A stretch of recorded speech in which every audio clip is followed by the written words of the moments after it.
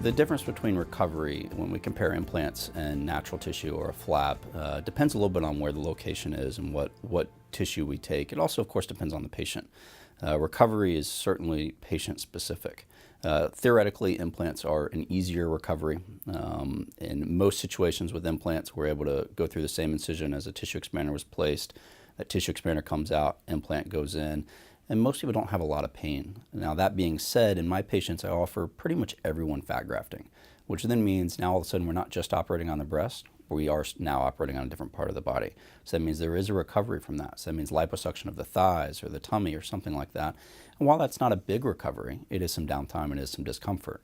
So what I typically will quote patients is they're usually pretty good by about 3 or 4 weeks, and I restrict them for 4 weeks. If we go with shaped implants, then I ask that they wear a bra for 4 weeks, and I ask that they don't do anything strenuous for 4 weeks. And the reason for that is we don't want those implants to rotate. They're designed to sit as a very specific way, and anything that's too aggressive or too much motion can cause those to rotate.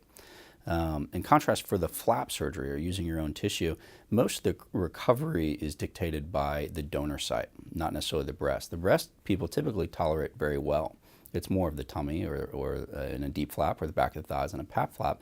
And in those situations, we typically restrict people for 6 weeks. And that's to avoid any wound problems or any internal problems or anything like that. But after 6 weeks, most people can go back to pretty normal activities. So implant surgeries are generally shorter surgeries, and your own tissue surgeries are longer surgeries. But implant surgeries, their short-term aspects are different than the own tissue. The own tissue takes longer time healing. They're scarred different part of the body.